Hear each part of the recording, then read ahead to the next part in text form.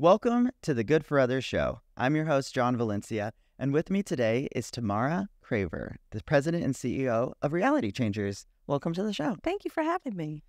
Today, we are super excited to have you. You are a powerhouse of change, and with over 20 years of experience in the nonprofit space, you have amazing experience. Here it says that you've built an impressive career driven by purpose and relentless passion for equity. You are a staunch advocate for first-generation college students. You have dedicated yourself to breaking down barriers and opening doors to life-changing opportunities for young people to deserve the chance to shine. Your work goes beyond traditional mentorship. You help empower youth to dream big, equip them with the tools to turn dreams into reality. You have an unwavering commitment to creating accessible pathways to education and opportunity, inspiring, making not only leaders, but true catalysts for change. And you believe in a world where every young person, regardless of their background, has a seat at the table. Well, thank you for what you do. Thank you. That's amazing. Thank you. So welcome to the show. So to kick off our show, we like to ask you a few lightning round questions to get to know you. How does that sound? Sounds wonderful. Let's do it. So would you rather travel back in time to meet your ancestors or travel to the future to meet your descendants? I think I would actually go back in time to meet with my ancestors. Would you rather be able to teleport anywhere or be able to read minds? Teleport anywhere. Oh, that'd be fun. Mm-hmm. You're like, I'm in Paris. Yes. Boom. That. I Just like like that. to travel, but I hate traveling. Exactly. Me too. Especially teleport is exactly what I need. Like, I just want to be home. Would you rather always have a great story to tell or always get a good night's sleep? Oh. A good night's sleep. Yeah. Would you rather have a personal chef or a personal assistant? Personal assistant. So much more. They could also be. They could also help. Ordering food too works. Would you rather spend a month without your phone or a month without talking to people face to face? A month without my phone. Would you rather have unlimited free flights or unlimited free dinners at your favorite restaurant? Unlimited free flights. And on a more serious note, who or what inspires you? Oh my goodness. It's cliche, but I'm going to say my family. I think I have an absolutely amazing rock star family, even back to some ancestors that I was saying that I would love to go back and speak to. But I look at my family as a testament of what can be and what's possible. And so I feel like I have a responsibility to continue that legacy and pay it forward. So I really put that on my family of instilling that inside of me. I love that. So tell us a little bit about you. Like, how did you get to Reality Changers? Yes. Where's this career of yours brought you here? So I'm originally from Ohio, but spent the majority of my life in Los Angeles. Came to California to go to UCLA because I didn't want to shovel snow ever again in Ohio. And I've never gone back except for visits. But so I spent my majority of my career there and just been kind of fell into the nonprofit world and really realized that it was probably my calling and my passion to serve and be a servant leader. And 2019, I heard about this wonderful opportunity at Reality Changers and took a chance and applied. And it was everything that I had wanted in a job, really thinking about grassroots support of first-generation students starting early in the 8th grade. So I made the decision to leave Los Angeles to come to San Diego and have never regretted it. So came here August 2019, right before the world shut down for the pandemic, right? Not how I envisioned starting my new career as the president CEO or my new time in San Diego, but I think it taught me a lot about resilience and it taught me about how amazing people are in San Diego. So I made the great decision to be here. That's amazing. So tell us what Reality Changers does. Yes. So we support first-generation students to become first-generation college graduates and agents of change in their community. So you say, Tamara, what does that really mean? We start recruiting students in the 8th grade who've historically had a GPA of lower than a 2.0, which usually shocks people that we're not looking for the cream of the crop. We're looking for those students that just need a little bit more support, guidance, and encouragement because that 8th grade is very pivotal. That's when high schools begin to track how they're going to track these students when they get to high school. So if we can get in and disrupt that narrative very early on in 8th grade, we can literally change that student's academic trajectory by the time they enter high school. So we work with those students with those lower GPAs all the way through high school so that by the time they hit 12th grade, they at least have a 3.0 GPA that gets them to allow them to be able to apply to colleges, especially right here in San Diego. Very rigorous program with academic coaching, tutoring, mentorship. They come to our office once a week they come at 4 and they leave at 9:30. Wow. Huge commitment for the students. And people say, oh, that's a lot of time, but they're really working on their academics, and we get their syllabus. We work with them to really make sure that they're strong academically in school. But we also work with our families. We have a family and parent coordinator that really supports our families and what does it mean for your student to be a first-generation college graduate, and begin to have those conversations about what that support is going to look like for our students. We also serve our students a hot meal every night they come to us, which is funded and supported by the families. We don't charge for our program, so we ask our families to provide a home-cooked meal for our students. Yeah, I know, it's a little bit different than... Chills. I know. That's really? Yes. So we have, it's amazing. Every night we have, the most amazing cultural foods. It's absolutely amazing because you think about it, though, our students, the last time they would have eaten was around 11 o'clock. So by the time they come to us between 4 and 4:30, they haven't had anything to eat. So we serve them a hot meal at 6 so that they're ready, that their minds are full, their bodies are full, so they can really work and support their academics. How many participants do you have? So we have anywhere between 60 to 90 kids a night. So that's Tuesday, Wednesday, and Thursday nights. And then we have some programming on Saturdays.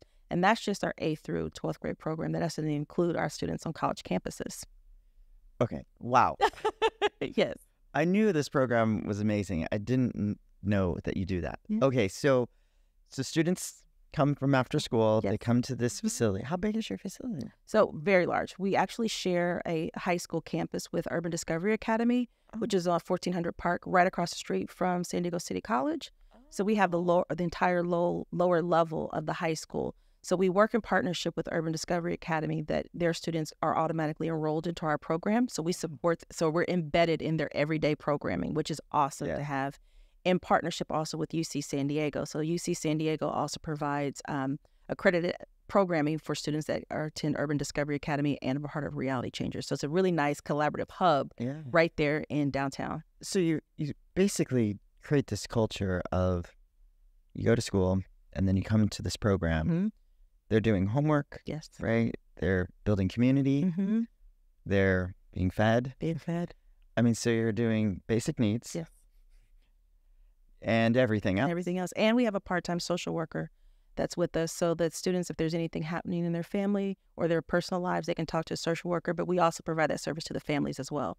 So whole mind, body, and spirit for the students and their families. Do you just go to this space and just feel? Yes. Every day I feel like I have one of the best jobs in the world, that I get to go to bed every night feeling really good about what I do. We're really changing not just the students' lives, but their communities' lives. We've seen parents go into college because they saw their kid go through the program. We see cousins and neighbors. We don't advertise for enrollment. We have a waiting list for our program because it's word of mouth. Students will tell their friends, they'll tell their churches, they'll tell their communities, and that's how we find our students. They're coming to us from word of mouth.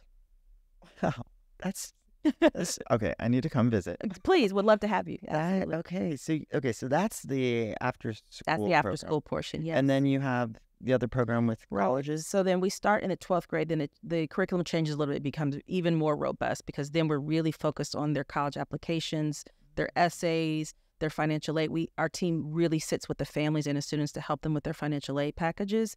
And I'm not sure if you kind of paid attention to what happened last year with the financial aid crisis. It really affected the student population that we serve, but really happy that we were able to support all of our students through that process. It was tough for our families, but we really walked hand in hand with them, spending countless hours on the phones trying to help figure out what was this mess that was happening with financial aid.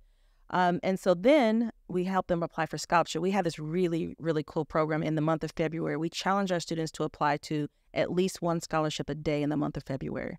I love that. Yes. So they get prizes, they get awards, they get gift cards for applying. And so with that is what we're trying to do is help them go to college with little to no debt. Yeah. So they're thinking of it as this fun, competitive activity. And we're thinking we're helping you get your. You have no idea what we're doing. What we're doing on the other side. You will love this down the road, but it doesn't make sense yet. Exactly. That's great. And we have amazing partnerships with our colleges and universities and in the community that will support our students once they get on college campuses. And so that's the other thing. It's like our program is not just a one and done type thing. It's really, I say once reality changers, always reality changers, because once they're on college campus, we are meeting with them, helping them with their academics. We have ambassadors, which are reality changer students that will support the younger students in terms of how to select your classes. We go to campus and meet with the students and meet with administrators, again, so they see that there's a community of people that are supporting them. Wow. Because we know that a lot of colleges and universities are actively searching for first-generation students. And so when that pound the table part that you mentioned about me is, it's not enough just to want first-generation students. You have to be able to be prepared to serve them. And just because they got into college doesn't mean that people should be done supporting them. And so we really push the envelope to make sure that there are caring adults on campus that will also help walk them through that process, because then we also think that the next step of that is they'll become first-generation employees. So what does the next step for workforce development look like for them as well? Our students don't necessarily come to the table with an uncle who's an attorney or a bank president, but through Reality Changers, we help give them that support system and help them build that network with those caring adults, the mentors, the tutors that come in, the volunteers that come in to show that there is a world out here and caring people that will really support you through your journey. Wow. How big is your staff? There are 17 of us. 17 of us, yeah. Doing all this work. Doing all this work, yes. We really try to focus on being heavier on the boots on the ground staff, the staff that serve the students, because they're doing the heavy lift, working with the students every day, visiting the high schools, home visits need be, that they're doing the heavy lift, working with the students every day. So we really try to focus having more staff doing that piece of the work. Right. What types of roles do you have? On the staff? Yeah. So and on the administrative, we have HR, we have finance, and then we have our development team, which does all the fundraising, of course, and communications and marketing. And then we have a person that handles our volunteer efforts, because we do need a lot of volunteers for our program. And then from there, the rest of it is all of the staff that work directly with the students. What kind of volunteer roles do you offer or need or solicit? Yeah, absolutely. So their academic tutors are always very welcome to our program. Writing coaches to help with the students when they're doing their applications for college, which is coming up right now. November is college application season. So helping writing those essays, and it is very helpful. We also look for career coaches, mentors for our students that are on college campuses, again, to begin to talk about what does the summer internship look like? How do you prepare for it? What does your resume look like? So mentors, volunteers for those are well, we do have several events. We're always looking for volunteers for our events to come out and help kind of with the logistics and the moves. And then we have an amazing board. So people that are interested in serving on our board are always welcome to think about that as well. That's great. Yeah. I think in our training program with Good Feathers, we are always trying to help there's these myths that people run these nonprofits and it says nonprofit, so you must not make money. Right. So helping people to understand that, but also understanding how many different roles, and you say HR, you've got marketing, you've got communications. You may not want to do fundraising, but there's so many other roles that we all, we are running businesses with just really cool missions, doing really cool work. That's exciting. Now, what are some of your future plans for your organization? One, I want to get to the point where we don't have a waiting list. I want to be able to serve all students that want to be served. And so because we're so hands-on with our students, we have to be very careful of the ratio between students and staff, because we want to make sure that students are not left behind. So to add more students means I have to add more staff. So we try to balance that, but I would love to get to the point where there's no longer a wait list. Anybody that wants the program should be able to have the program, because that's that equal access. I don't want to push somebody out because of whatever. I want to make sure that we can serve those students. As the economy is tightening up, I think even the dinner portion, our parents sometimes have challenges with being able to provide dinner. So finding more resources that will help families with that piece, even if it's providing the food and they can do the preparation of it and still serve. But I just think the economy, the way we're seeing some effects of that with our families, and that makes me sad, because they want to participate, they want to contribute, but it can be challenging for people. And I think, we've been in San Diego 25 years, and I think we're the best kept secret. And if I had my way, I think one day we would be able to expand and have different offices, even in San Diego County, there's still so much more that we could do in the city. So I think having more satellite offices serving more students would be my dream come true. Yeah, I think that's really and really continuing to find pathways to workforce development for our students. Getting in the door is probably the biggest battle for our students, and so finding more pathways where we can just get them in the door and create opportunities for them for internships and full-time employment. How long have you guys been around? Since 2001. Since 2001. Yeah. We started off as a gang prevention organization. Our president and founder, Chris Yanoff, was working with 8th graders, and he said that he got tired of going to more funerals than he was graduations for 8th graders. And so that's how the program started. So he really just was trying to find a place to keep these kids safe because he was teaching in 8th grade, and now it has grown into this amazing youth development college access program. And I even asked him when I first started, like, is this what you always had hoped it was? And he was like, no.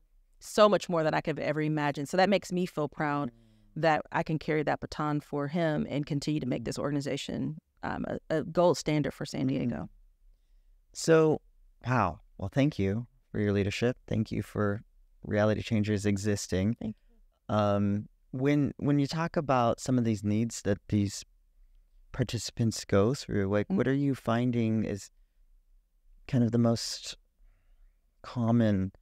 I think a lot of times people don't understand like what happens in other families' houses, right? You think, oh, it's okay. Like, sure, we all struggle, but I'm guessing you see some really interesting things. What are some kind of common themes? So I think one of the things that that became very heir apparent for us during COVID was safer at home did not mean safer at home for everybody.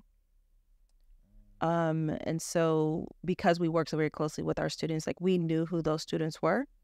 And because we worked so closely with them and the families trusted us, that we were still able to drop by and check on them. Even during COVID, drop off bread, peanut butter, something so that we could lay our eyes on our students. And I think that made me feel really proud because that goes beyond just the academic piece. That again, the whole human. We have students that have mixed status families. Which I think was hard for them to navigate through with what was happening with the financial aid applications last season. I think students and parents now are a little bit nervous with the election about what some things are going to mean for them.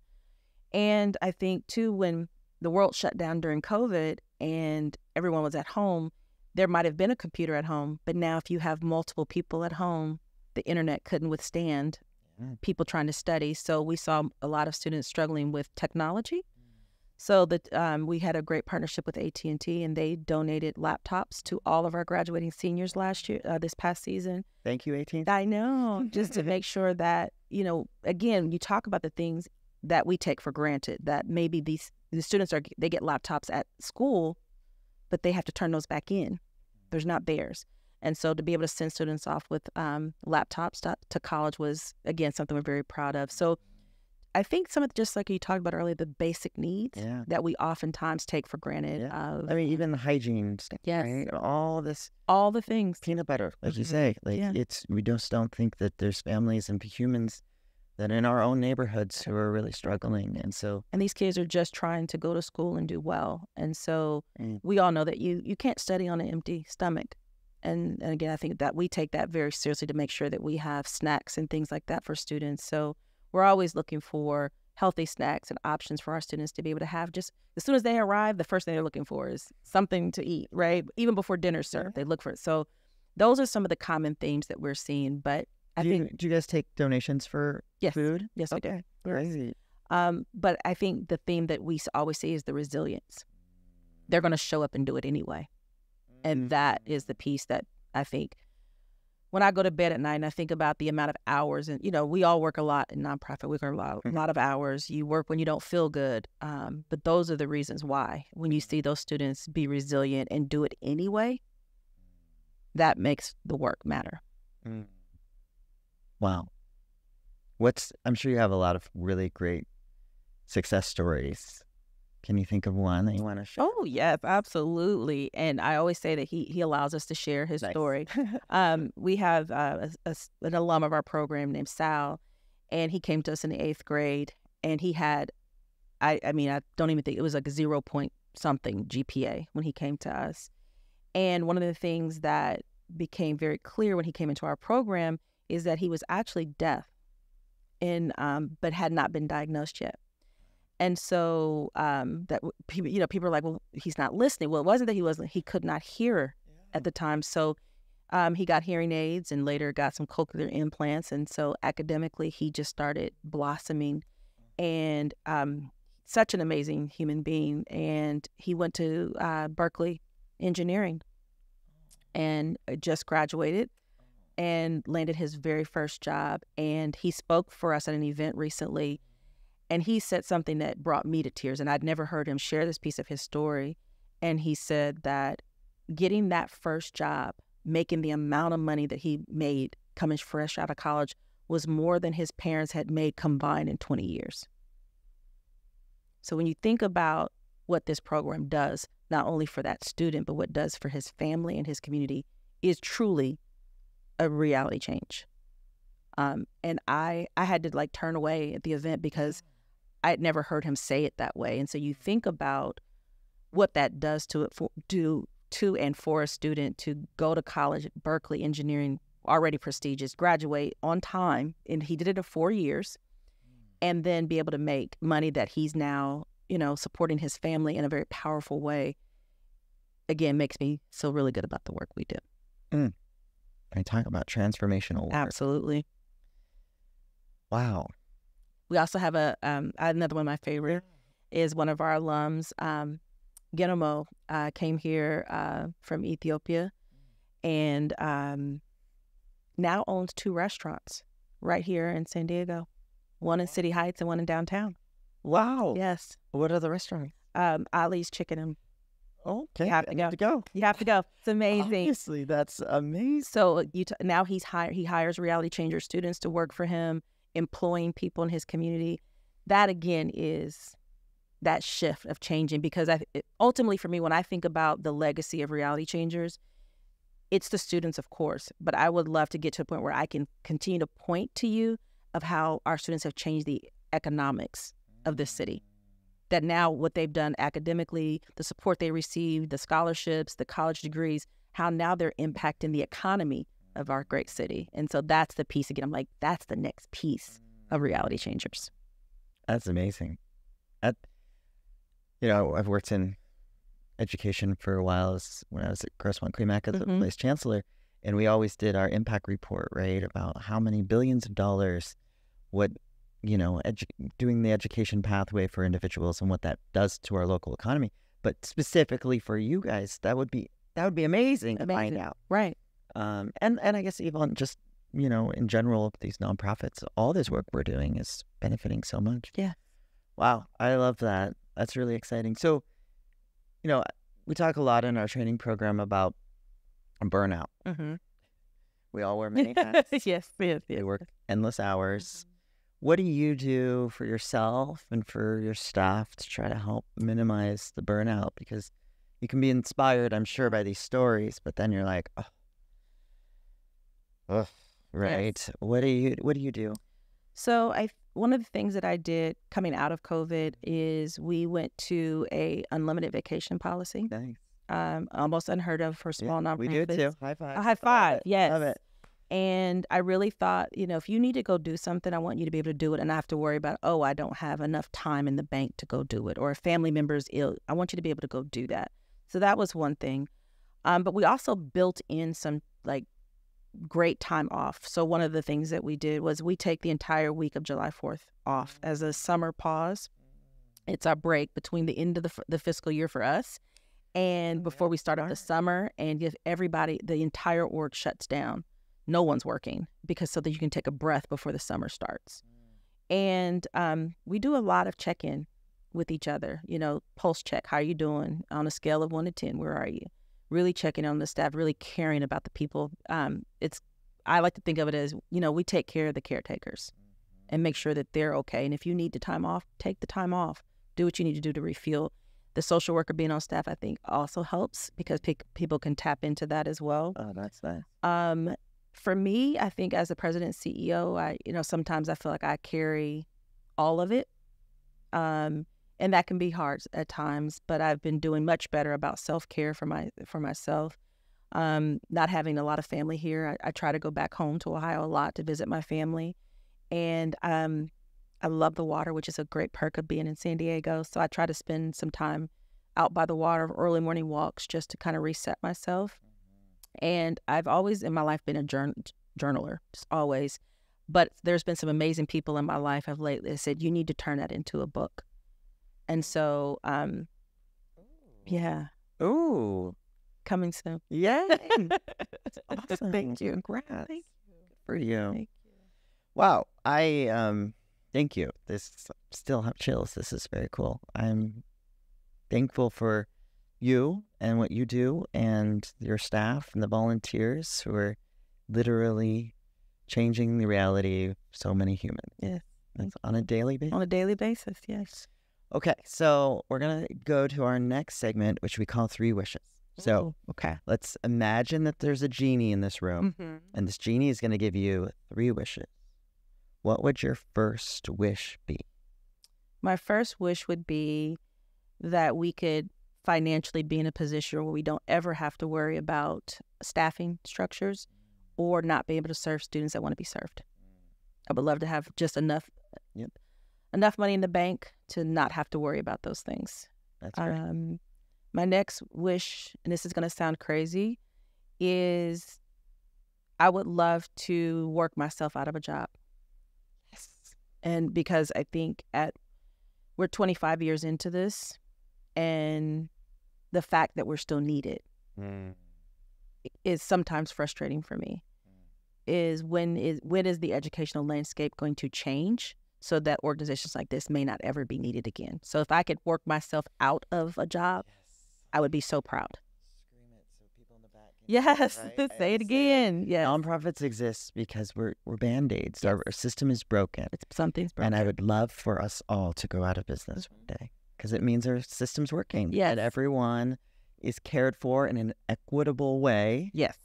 And getting everything they need to flourish. So I love that. And my next one, again, might sound like a little strange to people, is I would like to get to the point where the term "the first" doesn't exist anymore. Is when do we get to stop saying that, and it's just become that's an expectation. I'm a college graduate. I am a this. I am a that, without having to have always the first. Because again, to me, that means something didn't happen previously. Yeah. Well, and it means that the cycle Yes. is existing. Let's break cycles. Breaking cycles. All day, every day. Breaking barriers. Reality change. Okay, so if people want to learn more about your program, I'm guessing go to realitychangers.org. Yes. Probably volunteer opportunities there. Everything maybe is there. Yes. ways to donate for those yes, who want to absolutely. support, so we Yes. can make one of your wishes come true one day, so that you absolutely. could have, And I'm always on LinkedIn. So reach out to me on LinkedIn as well if people have other questions about the organization. Great. I love to tell the story every day about Reality Changers. Well, I just want to say thank you for being you.